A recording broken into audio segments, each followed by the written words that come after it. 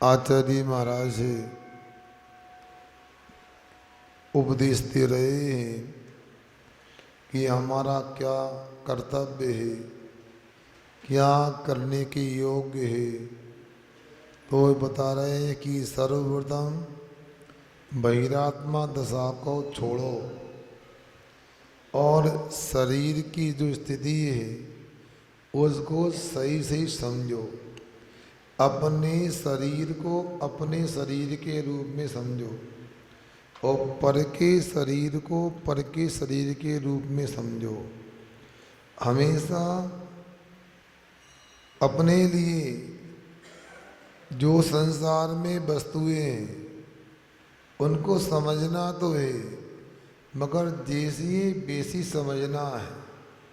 हमारी दशा यह है, समझते तो है, उल्टा समझ लेते हैं। हमेशा उल्टा समझने में ही अनर्थ होता है। इसलिए यहाँ कह रहे हैं कि जो अनात्म दशा है उसको देख करके जो भी पर पदार्थ हैं उनको पर रूप से ही समझने का प्रयास करें। टीका शायद नहीं हो पाए थी, पढ़ते हैं 103 पृष्ठ पर टीका देखते हैं। आत्मनो देयम आत्म संबंधी शरीरम, मतलब अपने स्वयं के शरीर को, अपने स्वयं के शरीर संबंधी अरात्म चेतसा इदम मम आत्मा न भवति। अपने शरीर को देखकर ऐसा विचार करें, ये मेरा आत्मा नहीं है। किस प्रकार से कैसे करें? बुद्धया, बुद्धि के माध्यम से धारणा बनाओ, ये मैं नहीं हूँ, ये मेरा आत्मा नहीं है। अंतरात्मा पश्चेत, ऐसा बुद्धि से अंतरात्मा देखे। कब तक देखे? कभी कभार, निरंतरम, सर्वदा, हमेशा देखे। हम लोग कहते महाराज एक सप्ताह में मंदिर चले आएंगे, रोज तो नहीं जाते। बाजार बंद रहेगा उस दिन अभिषेक पूजन कर सकते हैं, रोज तो बस की बात नहीं है। मगर भैया रोज भी जाओगे और एक दिन भी छोड़ दोगे तो रोज जाने का काम भी गड़बड़ हो जाएगा। ये थे ना, गुड़ गोबर हो गया। गुड़ गोबर कैसे हो जाता भैया विनय कुमार? गुड़ गोबर कैसे हो जाता है? यदि उसकी देख रेख ना करो, संभाल ना करो, बस वो सड़ जाएगा, मिट्टी हो जाएगा कालांतर में, गुड़ गोबर हो गया। अथवा गुड़ की क्या बोलते हैं उसको, परिया, कहीं धोधा बोलते हैं उसको, परिया। तो परिया है, थोड़ा सा उसको गुड़ के संपर्क में ले आओ, उसमें गुड़ लीप दो थोड़ा सा, तो क्या हो गया? गुड़ गोबर हो जाएगा।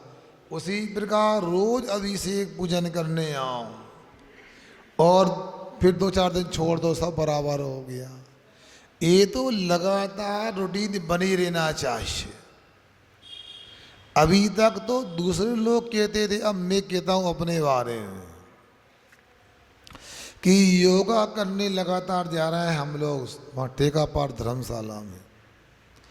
लोगों को अलग लग रहा था, अब तो मेरे को भी अलग लगने लगा है। बताओ, पेट की कुछ विसंगति वो भी और दुरुस्त हो गई। कि लगातार अभ्यास करना चाहिए, कभी करो कभी छोड़ दो, ये नहीं बनना चाहिए। इसलिए यहाँ पर बता रहे हैं अपने शरीर को शरीर के रूप में देखो, अपने आत्मा को आत्मा के रूप में देखो। तब तक देखना है जब तक आत्मा की प्राप्ति ना हो, तब तक देखना है। शुद्ध आत्मोपलब्धि ना हो, क्या कह रहे? जब तक मुक्ति का फल प्राप्त ना करें तब तक देखना है। मगर कुछ लोग तो ये हमारी दुकान है, ये भी हमारी दुकान दिखाते हैं। कल हमें दिखा रहा थे एक सेठ जी, अब कहना चाहते हैं ये देखो तो उनको उसी रूप में देखो, अपने को अपने रूप में देखो। मगर कब तक देखना है? सर्वदा सभी कालों में, सभी समयों में अपने को देखना, निरंतर लगातार देखना। तथा अन्येषां ध्येयं परेषां आत्मा न भवति इति बुद्ध्या पश्येत्। इतना ही नहीं, आत्मा को आत्मा के रूप में देखो, या अपने शरीर को अपने शरीर के रूप में देखो, और दूसरे के शरीर को दूसरे के शरीर के रूप में देखो, आत्मा के रूप में मत देखो। कैसे? बुद्धि से, पश्चित, बुद्धि के माध्यम से देखो। और कैसे देख पाओगे? चश्मा लगा के तो देख नहीं सकते, दूरबीन से, टेलीस्कोप से भी संबंध नहीं, माइक्रोस्कोप से भी नहीं देख सकते, क्योंकि ये आत्म तत्व है, ये बुद्धि गम्य है। क्या? ये बुद्धि के द्वारा ही आ सकता है। स्वानुभव प्रत्यक्ष इसको बोलते हैं। यहाँ एक सांव्यावहारिक प्रत्यक्ष होता है, एक स्वानुभव प्रत्यक्ष होता है। मतलब क्या? सांव्यावहारिक प्रत्यक्ष तो यह है, संसार के सभी पदार्थों को जैसे उनको उस प्रकार अपने आँख आदि से देखो, किंतु स्वानुभव प्रत्यक्ष अपने आत्मा को भी अपनी बुद्धि से देखो। आंखों से नहीं दिख सकता है, अपनी बुद्धि मन के माध्यम से उसे देखा जा सकता है। अन्येषां ध्येयं परमात्मा परेषां आत्मा न भवति इति बुद्धिया। दूसरे का शरीर दूसरे की आत्मा नहीं होती है, इस प्रकार करना चाहिए। किम विशिष्टता? कौन सी विशिष्टता से विशिष्ट होकर? आत्म तत्वे व्यवस्थिता, आत्मरूप निष्ठा, अपने आत्मा में व्यवस्थित होकर के, आत्मस्वरूप में निष्ठ होकर के देखो। क्या सुन रहे? कुछ लोग क्या करते हैं, घर गृहस्थी में काम तो करते हैं, बुद्धि खर्च नहीं करती। 10 किलो पानी का बड़ा तबेला है, उसको बैठे बैठे ऐसे उठा लो आप, क्या हो जाएगा? पीछे इनकी हड्डी है ना, ई के भरोसे बैठे हैं, उसके पैंट, उसके डिस्क किसको बोलते हैं, वो खिसक जाएगा। फिर जिंदगी पर लेटे रहो पलंग पे, कुछ काम नहीं कर सकते। बोई पानी का तबेला, भगोना, गंजा क्या बोलते हैं आप, उसको कैसे उठाना है? ताकत से नहीं उठाना, बुद्धि से उठाना। क्या करना? आधा ना उठाओ, पहले खड़े हो, पोजीशन लो, अपने को नहीं, पोजीशन लो, शरीर को व्यवस्थित करो, फिर खड़े होकर फिर उसको ऐसे उठाओ तो कोई दिक्कत नहीं होगी। बताओ, इसको लाग बोलते हैं, तरीके से उठाया जाता है। जुगाड़, हाँ, जुगाड़ तकनीक से काम होता है, इसलिए आप लोगों को सोचना चाहिए।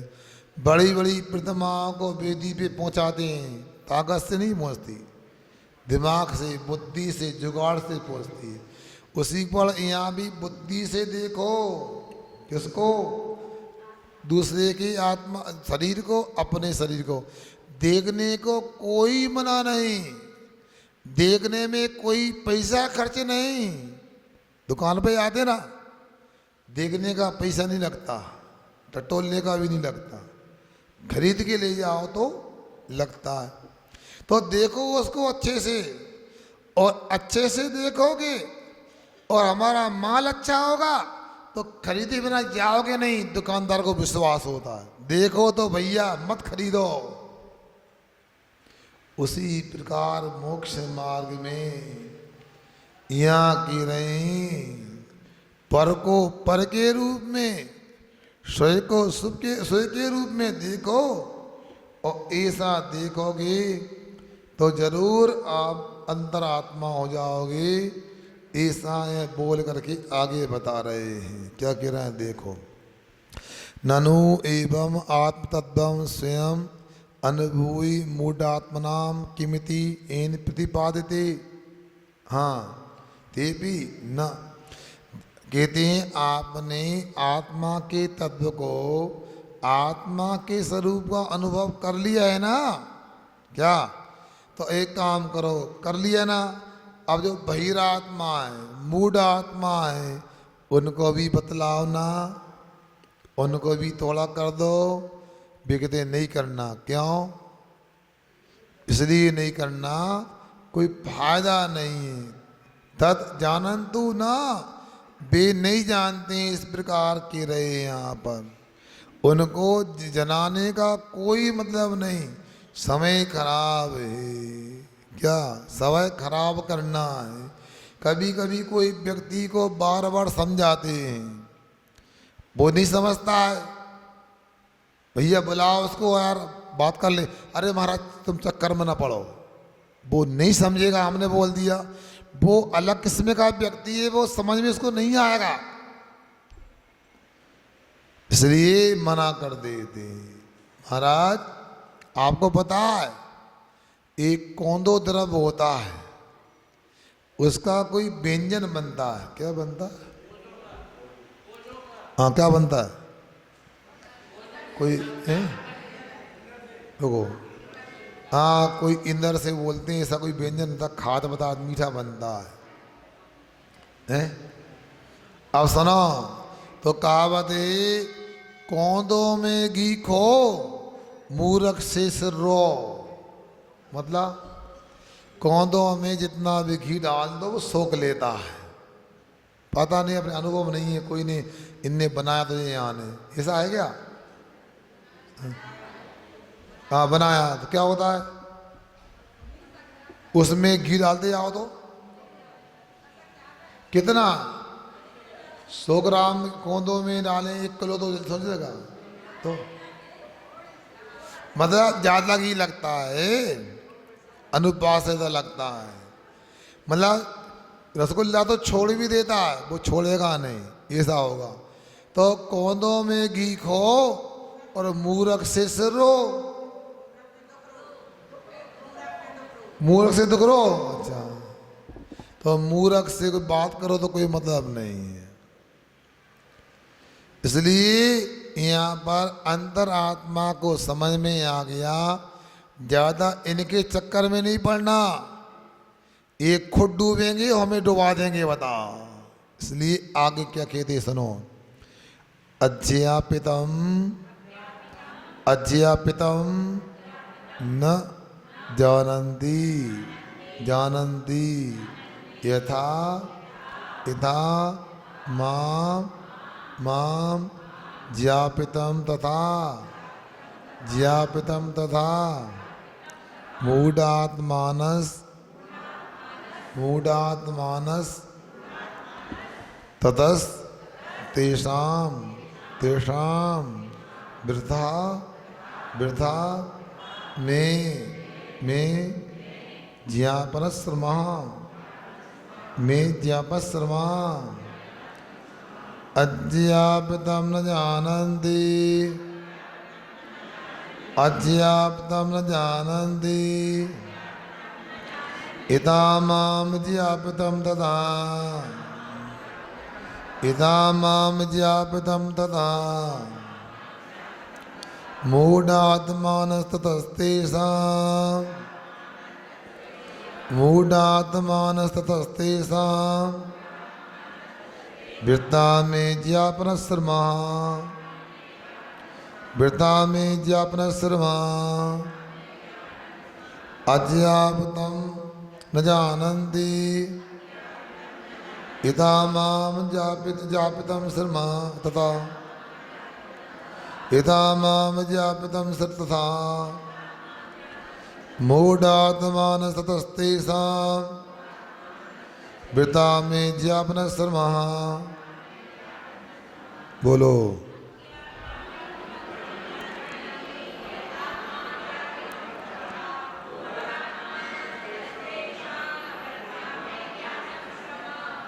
बिना बताए नहीं जानते निज आदम में मूड रहे, पुरा काल से आज रहे जिन पर ऐसा कथन करे, सदा यहाँ में बदलाव भी कहाँ आत्म का बोध गए, सदा व्यर्थ में श्रम करना है जिन पर ऐसी बात कहे। ठीक, मूढ़ आत्मा न, अर्थात मूर्ख आत्मा, अज्ञानी जीव, अज्ञापितम माम, बिना बताए भी मुझे, इता न जानती, जैसे नहीं जानते हैं, तथा उसी प्रकार से ज्ञापितम न जानती, बतलाने पर भी नहीं जानते, तथा इसलिए तीसरा उन बहिरात्माओं के लिए, अज्ञानियों को, जड़ बुद्धि वालों को, मैं श्रम ज्ञापन श्रमा, मेरा बतलाने का जो परिश्रम है, सब जाने का जो पुरुषार्थ है, वृथा व्यर्थ जाने वाला है।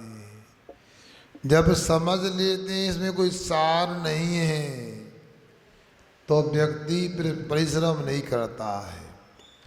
कई बार फसल आ जाती है, इतनी कमजोर फसल आती है, तो पता लगा कटाई का भी पैसा नहीं निकल रहा, तो क्या करें किसानों बताओ,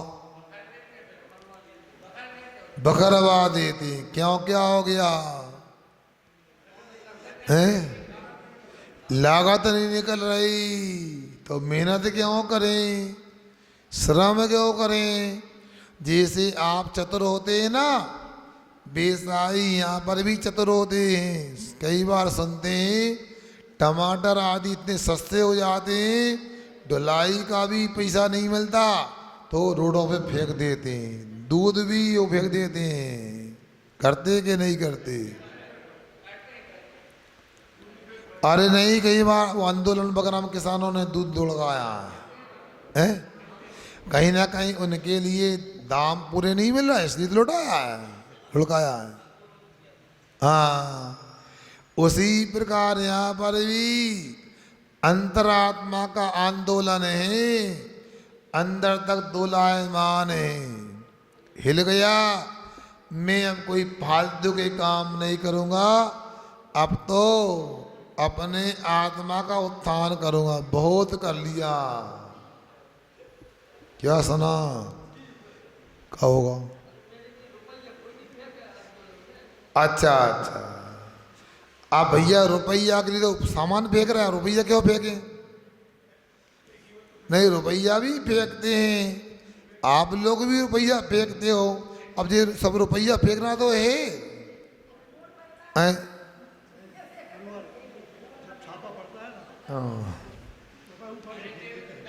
ये संतोष कुमार जी बोल रहे हैं, अब ये वृत्ति श्रावक बन गए ना, अब इनको पता कि रुपया भी फेंकते हैं। जब छापा पड़ता है तो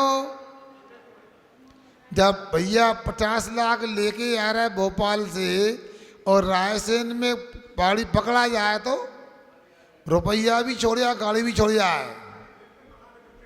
है? रुपया नहीं फेंकते, पैसा फेंका दें बता, कि बखाने के संगे फेंकते हैं बता। अब अलग अलग है, सुनो, आज का व्यक्ति जो ना करे वो काम है, मगर तत्व की बात यह है, समझदार व्यक्ति ऐसे कोई काम नहीं करता जिसमें लाभ नहीं दिखाई देता है।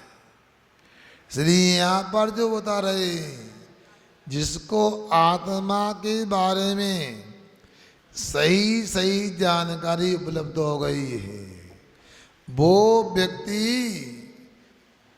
फिर क्या करता है, दूसरे कामों में अटकता नहीं, क्योंकि उसे पता है आदिदम कादब्बम, जब सक्कई परदम कादब्बम, आदिदम परदादो सुट्टू आदिदम कादब्बम, ये गाथा आती है। क्या मतलब? आत्मा का कल्याण करो। आत्मा के कल्याण करने के उपरांत यदि संभव है तो दूसरे का कल्याण कर दो, मना नहीं। मगर जब दूसरे का कल्याण कर रहे हो, याद रखो पर के कल्याण करने से आत्मा का कल्याण सुट्टू श्रेष्ठ होता है। इसलिए आदम का दब्बम आत्मा का ही कल्याण करना चाहिए।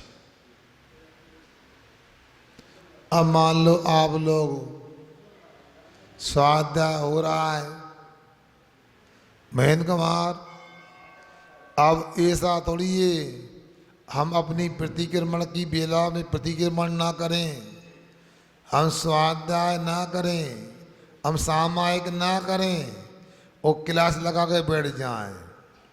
कक्षा लगाने को मना नहीं, भाषणा आदि करने को मना नहीं, प्रवचन करने को मना नहीं, फिर अपना काम करो। प्रातः काल प्रतिक्रमण, सामायिक, स्वयंभू स्तोत्र स्तवन, आचार्य भक्ति, योगा, निहार, ये सब काम करो। फिर अपना स्वाध्याय, तब समय मिला तो यहाँ आ गए। अब सामायिक छोड़ के आ जाएगा, पहले अपना काम करो, अपना कल्याण करो। इसलिए तो कह रहे हैं आपसे, अशोक कुमार जी, कितनी समझ आ गई आपके पास। अब दुकान नहीं गिनाओ, आत्मा को गिनो।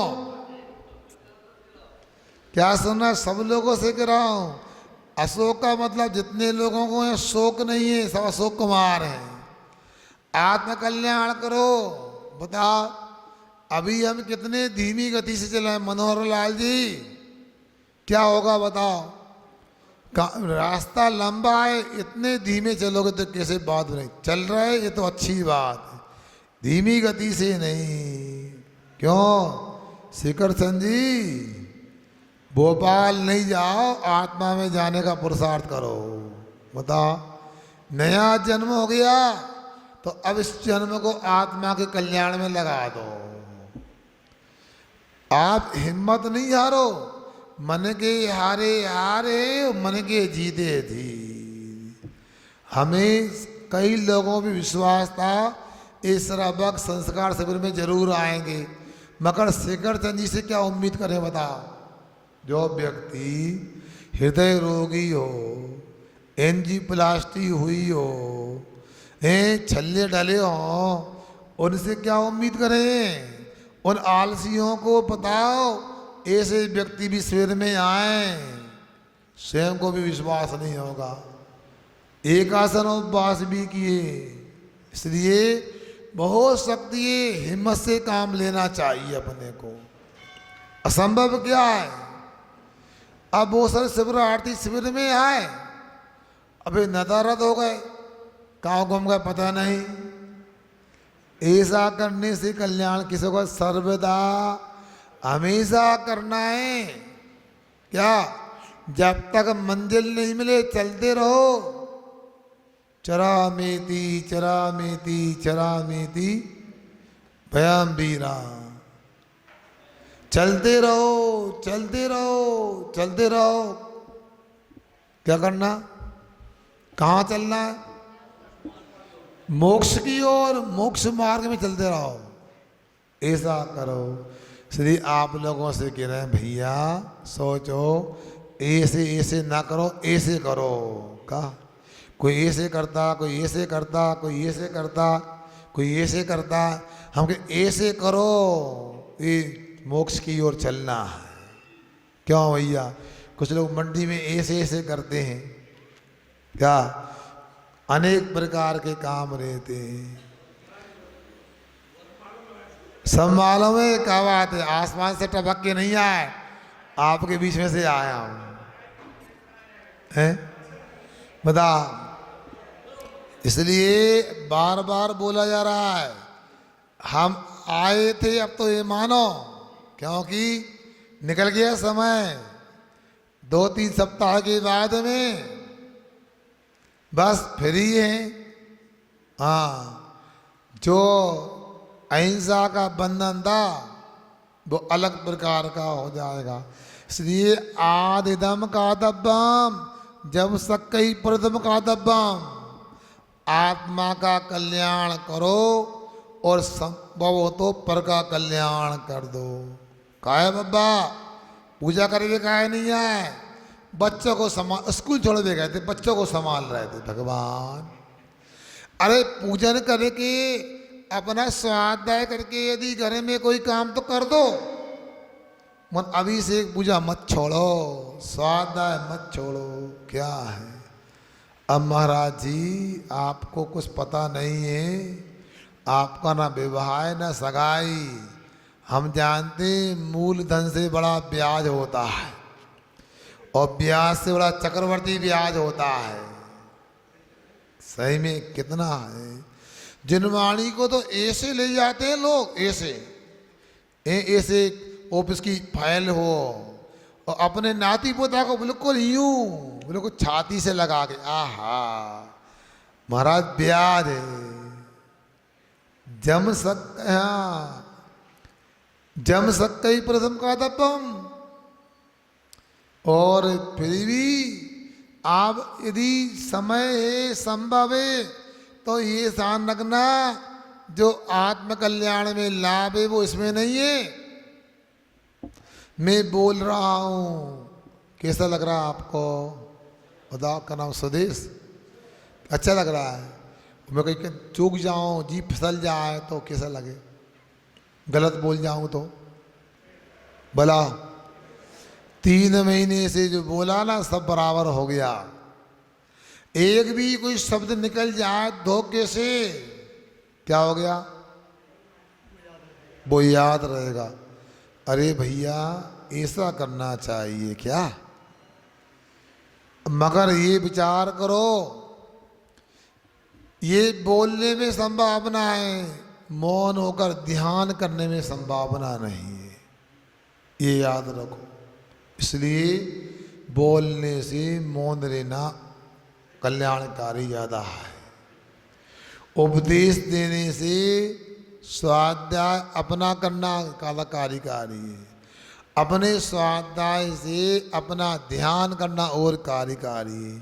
जितने अपने निकट में रहोगे उतनी शांति रहेगी, उतने अपने से दूर जाओगे अशांति हो जाएगी। पूज्यपाद स्वामी ने योगी भक्ति की रचना की है, उसमें लिखते हैं, जाति जरोर रोग मरना तर शोक शेष रे दीपिता दुस्सय नरक पतन सतृतिया प्रतिबुद्ध चेतिसा जीवित मम्ब बिंदु चपलम तड़ितमृत समा विभूतया सकल मिदम विचित मुनिया प्रसमाय बनांत माश्रिता। क्या कहा है यहाँ पर? जब उनको समझ में आ गया ये जन्म बुढ़ापा मरण के भयंकर दिन हैं, क्या जाति जरूर, हाँ जन्म की, बुढ़ापे की, भयंकर रोगों की, मरण आदि की हजारों दुख हजारों परेशानी संसार में है, कोई भी इसे बच नहीं सकता है। और आगे विचार किया, जो वर्तमान में मनुष्य पर्याय में दुख दर्द है ना, उससे भी भयंकर नरकों में दुख हैं।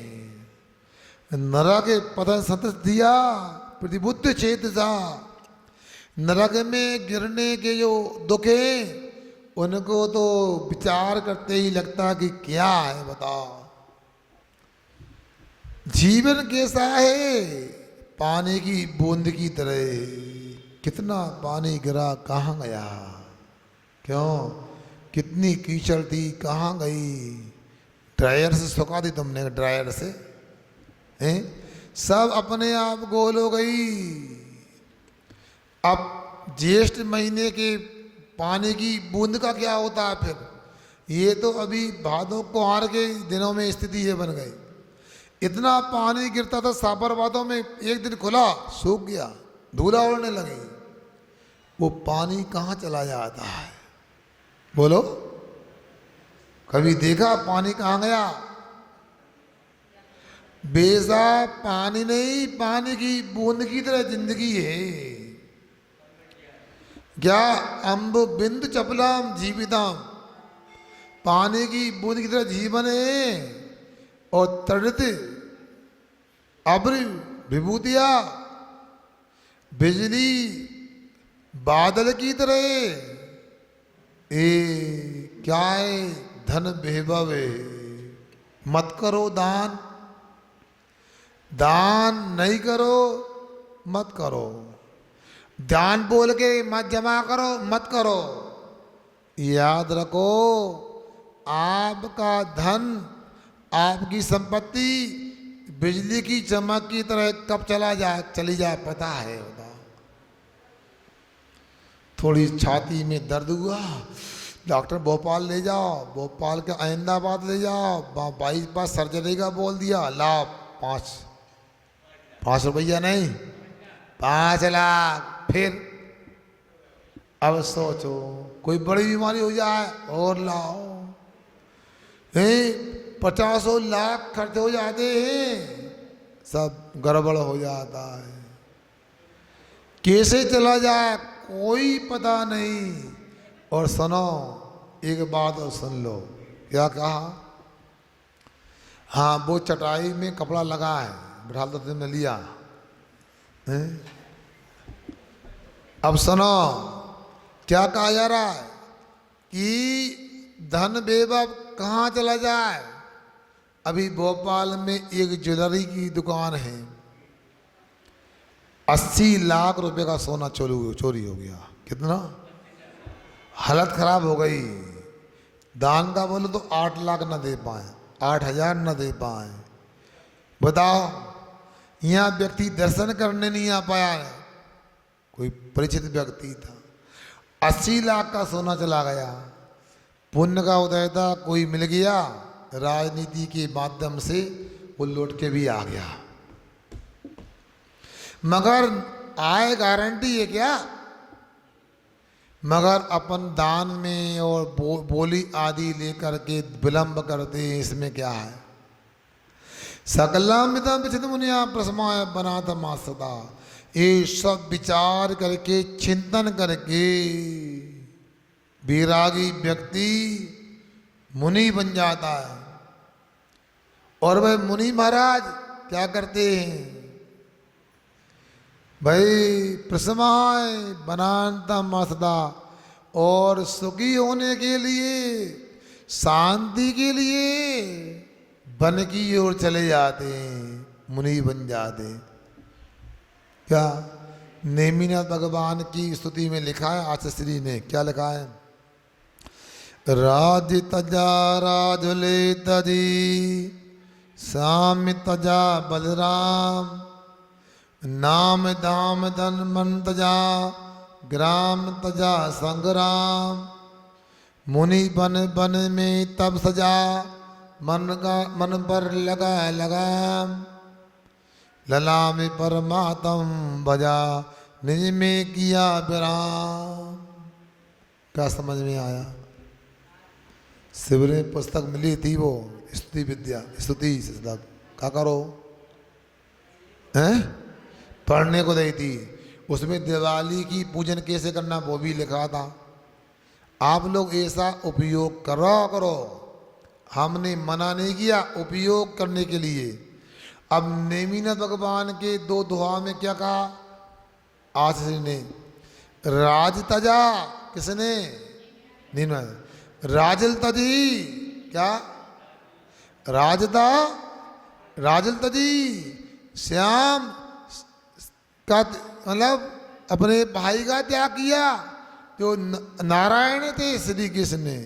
राज तजी, राज श्याम तजा बलराम, बलदेव को भी त्याग कर दिया। ऐसे महापुरुष, बताओ बलभद्र नारायण का त्याग होता है क्या? नहीं होता ना। हाँ, तुम इतनी बढ़ रहा हो, नहीं होता कह रहा है। मगर आप लोगों को याद रखना, इनसे भी बड़ा कुछ होता है, वो तीर्थंकर का पद होता है।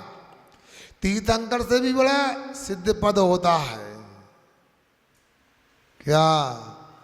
राज तजी राजुल तजी श्याम तजा बदराम, नाम धाम तज मन तजा। क्या? मन पर लगा लगा, ओ मन पर भी लगाम लगा ली। और क्या है? सोचो विचार करो।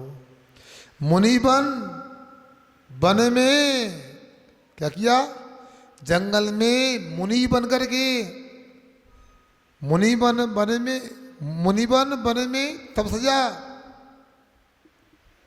मन पर लगाम लगा ली। फिर विराम,